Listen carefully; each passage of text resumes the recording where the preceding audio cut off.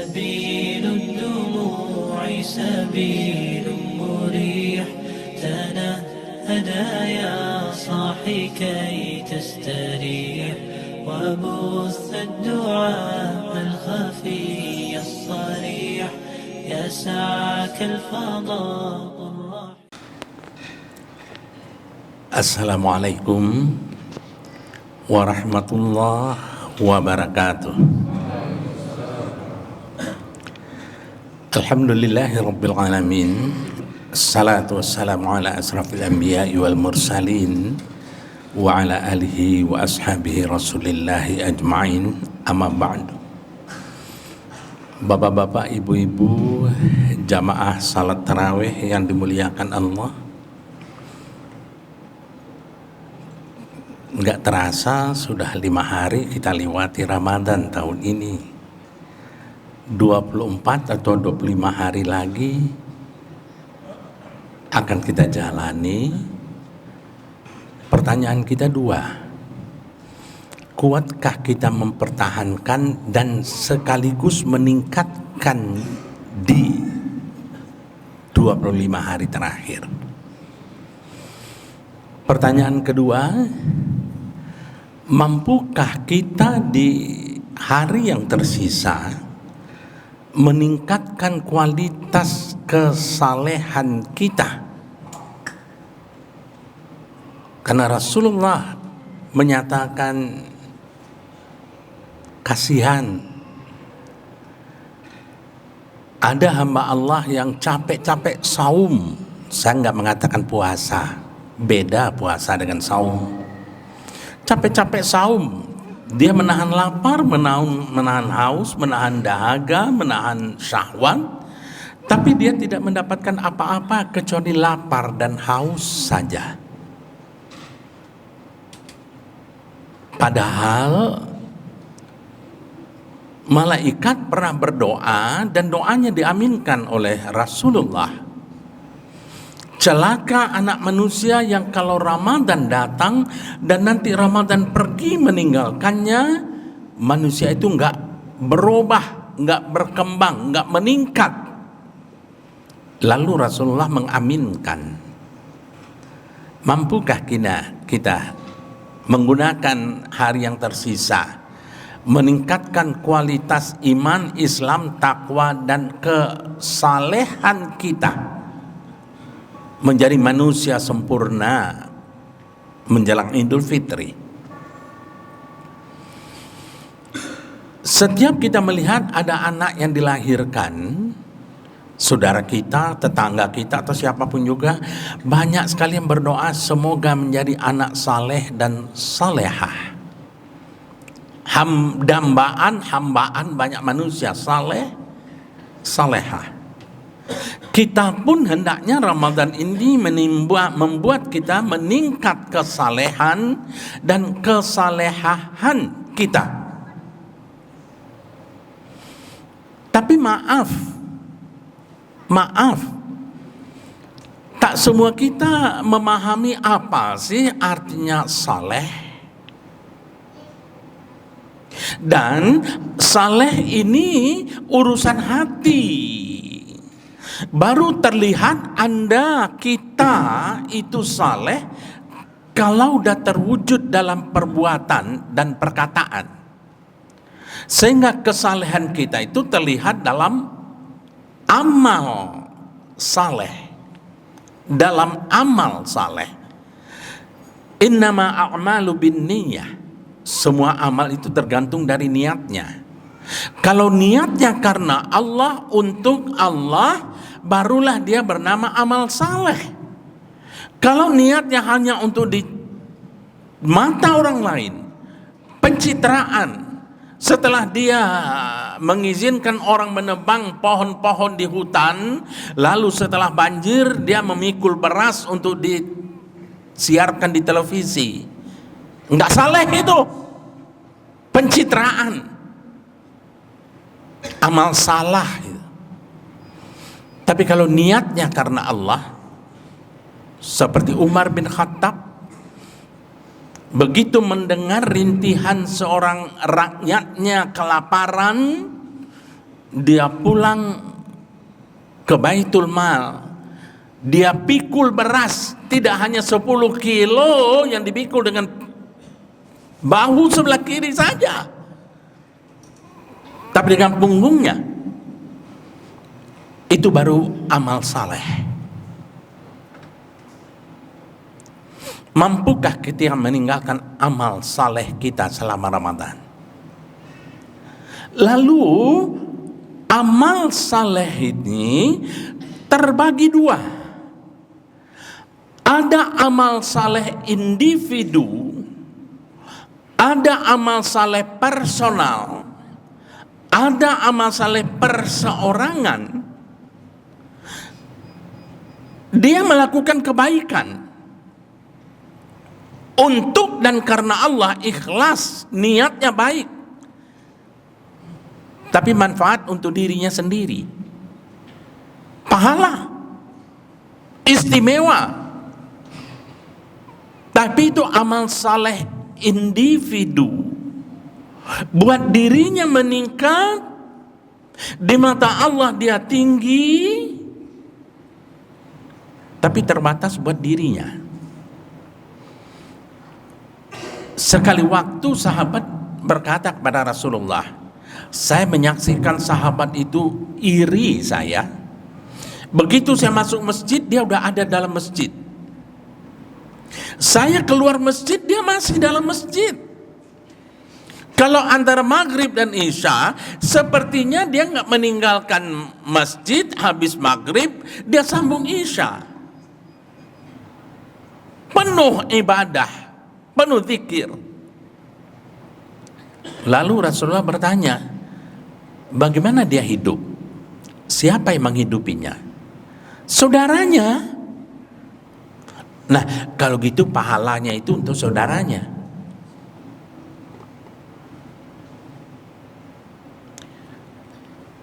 Bahwa dia yang melakukan itu dapat pahala istimewa di mata Allah, iya. Tapi orang yang membuat dia bisa melakukan itu, memfasilitasinya, itu dapat pahala yang lebih besar. Oleh karena itu, kesalehan individu, kesalehan personal, jangan sampai dipisahkan dengan kesalehan sosial. Beda utamanya kesalehan individual itu untukku karena Allah, untuk Allah, diberi pahala oleh Allah, manfaat buatku.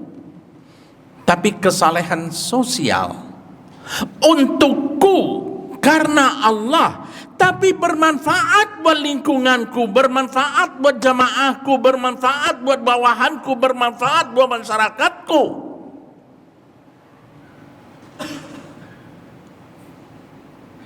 Itulah kesalehan sosial yang kebermanfaatannya itu berlipat ganda. Manusia yang baik adalah manusia yang bermanfaat bagi orang banyak. Sebagai muslim kita jangan dikotomis. Kita pisahkan ini kesalehan individual, nanti di kantor ada CSR, itu kesalehan sosial. Enggak, semuanya menyatu. Duribat alaihimul dhillata aynama thuqifu illa bihablim minallah wa hablim minan nas. Kecelakaanlah bagi manusia yang jaraknya jauh dengan manusia, mungkin dekat pada Allah, kecuali mereka yang dekat dengan Allah dan dekat juga dengan manusia. Jangan dipisahkan. Kesalehan individual adalah juga kesalehan sosial. Yang paling berbahaya adalah kalau aku lagi sendiri, aku dengan Al-Quran, aku dengan sajadah, seakan-akan aku Allah. Tapi kalau aku sudah di pasar, aku sudah berdagang, aku sudah di kantor, aku sudah melakukan hal-hal rutin tiap hari. Nah, aturan Allah yang kita baca dalam Al-Quran, yang kita adukan kepada Allah di atas sajadah, terlupa.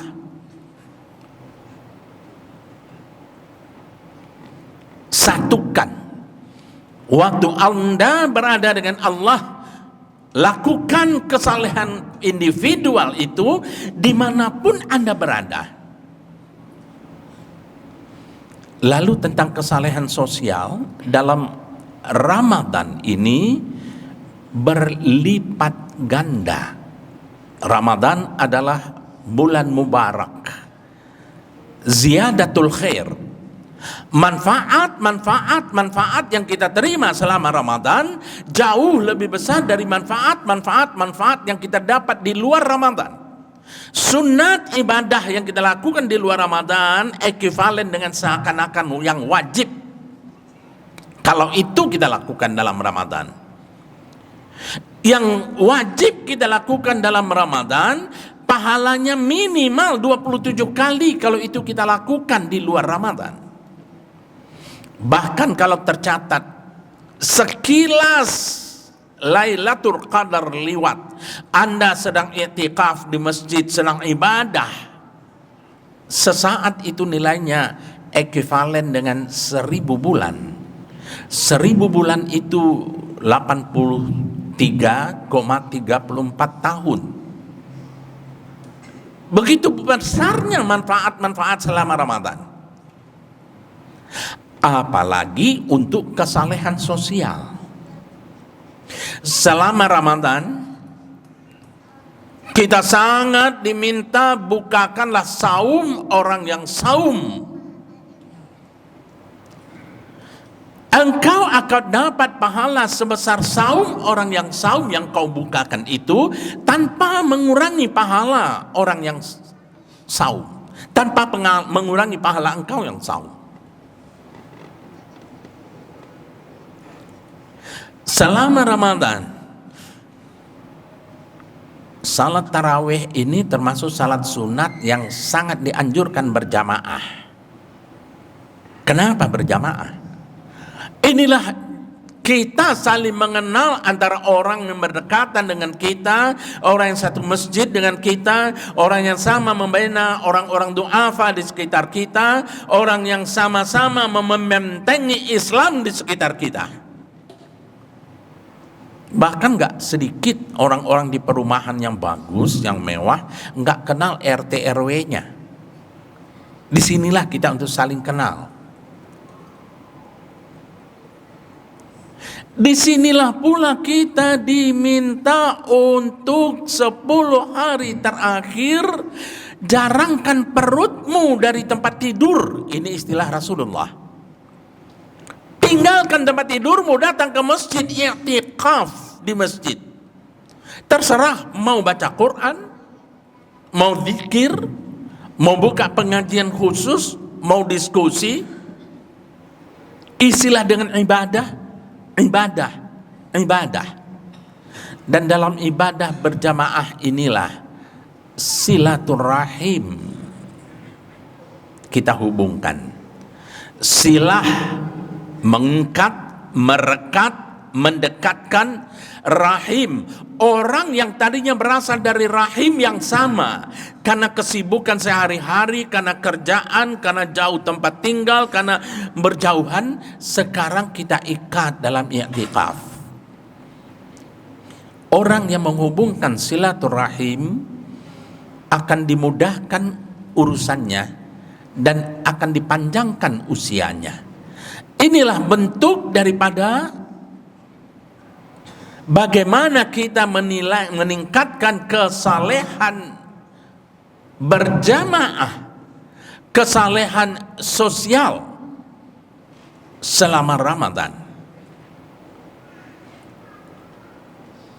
Apalagi kalau kita melakukan saum Ramadan imanan wahtisaban. Ada orang yang saum hanya menahan lapar, nahan haus, nahan syahwat, selesai. Enggak salah, pahala. Tapi keterangan Islam mengatakan imanan wahtisaban ghuffira lahu ma taqaddama min dzambihi.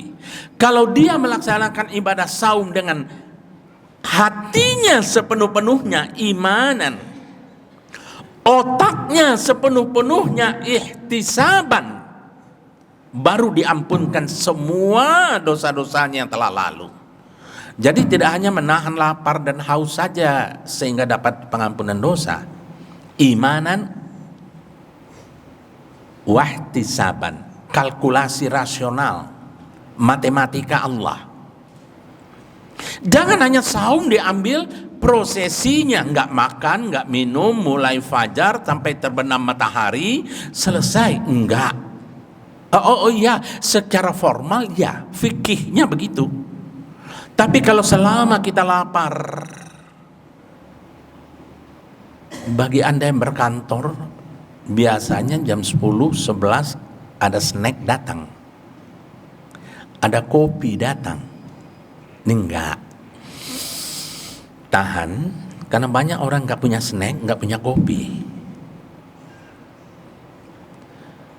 Begitu Anda salat berjamaah, karena Anda nggak perlu makan siang, berjamaah di kantor Anda dengan staf, karyawan, di pasar dengan pedagang-pedagang bersama Anda.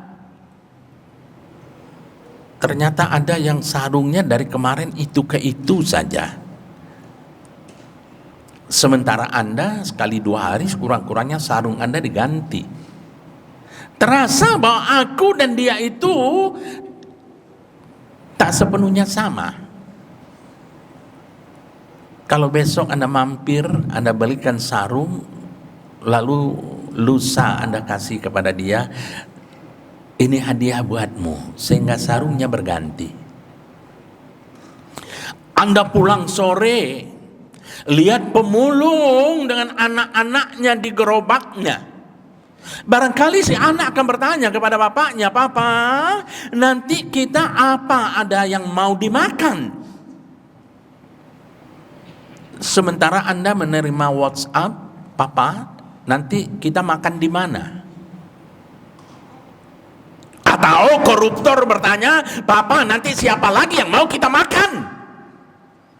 Maaf kalau ada di ruangan ini, mudah-mudahan nggak ada. Pada waktu Anda saum, Anda merasa ada orang yang tak seberuntung Anda. Oleh karena itu, nilai saum Anda merasakan betapa tidak nikmatnya orang-orang du'afa. Betapa besarnya nikmat yang sudah dicucur parahkan Allah kepada Anda, sehingga Anda bisa hidup nyaman, bahagia, sejahtera.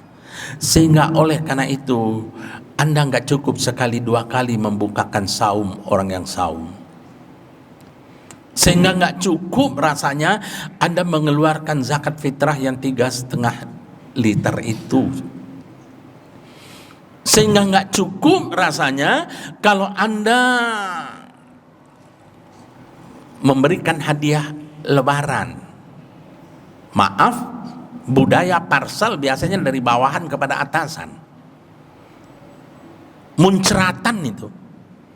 Mestinya Anda yang memberikan kepada orang yang di bawah. Bagi korma, bagi beras, bagi susu, bagi...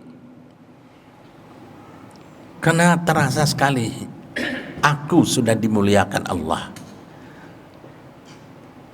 Al-Quran mengatakan kalau kau mencoba-coba menghitung apa yang sudah diberikan Allah padamu, la tuhsuha, nggak mungkin kau bisa menghitungnya.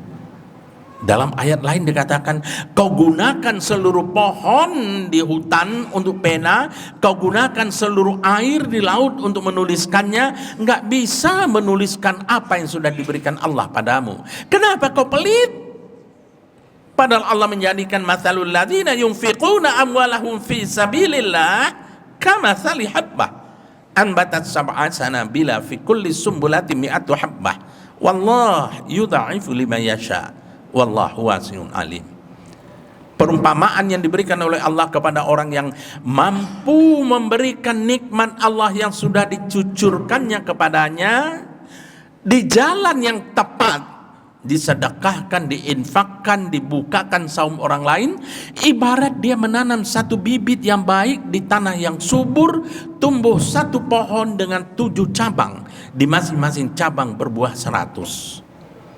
Saya tantang Anda, pernahkah Anda melihat ahli zakat, infak, sedekah, hibah, hadiah jatuh miskin? Setelah selesai cara ini, tolong temuin saya, kasih alamatnya, saya cari dia, karena saya sudah mencari kemana-mana.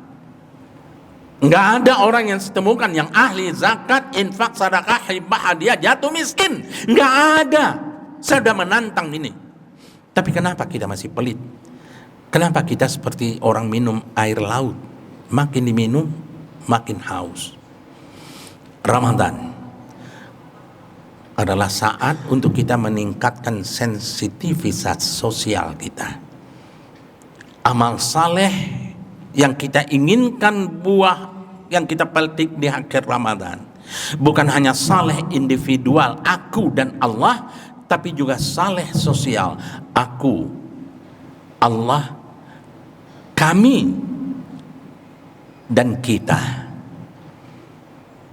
Itu saja yang saya sampaikan, jangan sampai kebanyakan lebihnya. Lebih kurang mohon maaf. Setetes jadikanlah laut, sekepal jadikanlah gunung, alam terkembang jadi guru. Assalamualaikum warahmatullahi wabarakatuh.